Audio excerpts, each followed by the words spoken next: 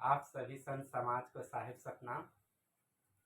आज मैं सदगुरु घासीदास बाबा जी के बताए हुए 42 उपदेशों में से 7वां उपदेश जन्म से मनखे मनखे एक बरोबर और कर्म से मनखे मनखे गुड़ और गोबर विषय पर अपना विचार रखना चाहता हूँ।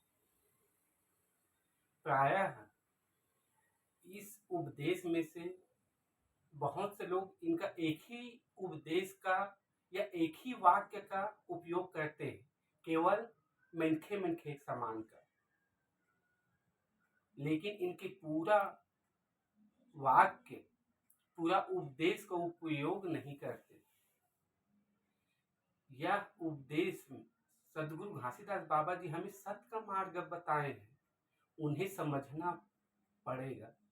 यह उपदेश सत्य मार्ग में आगे बढ़ने का मूल मंत्र है।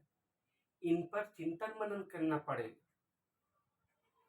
इनके पहला वाक्य है, इसमें 2 वाक्य है, एक जन्म से मनखे मनखे एक बरोबर और दूसरा वाक्य है कर्म से मनखे मनखे गुड़ और गोबर। इन दोनों वाक्यों के बारे में मैं अलग अलग बताना चाहता हूँ।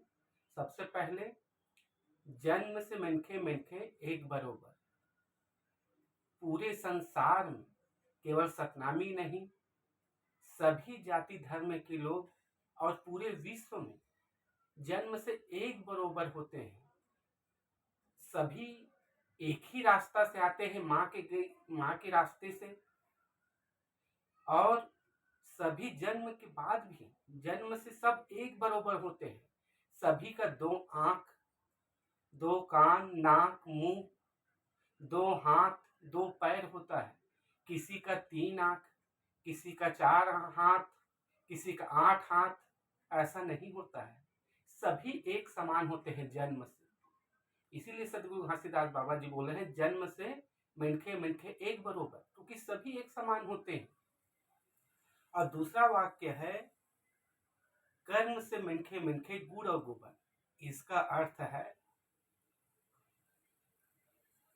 कि हम लोग अपने कर्म को सुधारें, क्योंकि सतनाम को प्राप्त करने के लिए सबसे पहले हमें अपने कर्म को सुधारना पड़ता है, तभी हम सतनाम को प्राप्त कर सकते हैं।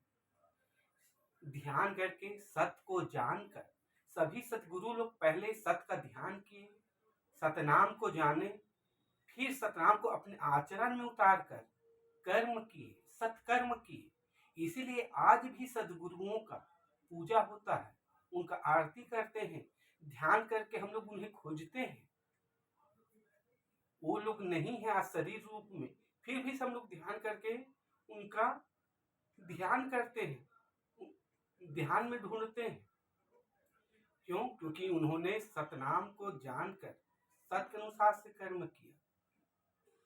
और उन्होंने सभी सदगुरुओं ने सतनाम को जानने के बाद, सत्य को आचरण उतारने के बाद मानवता की सेवा की, किसी के रोग सुख की मानवता की सेवा की। उन्होंने सत्य को अपने कर्म में, अपने आचरण में उतारे। और जब तक सतनाम को हम लोग आचरण में नहीं उतारेंगे, सत्य को अपने आचरण में नहीं उतारेंगे, तब तक हम लोग सतनाम को प्राप्त नहीं कर सकते।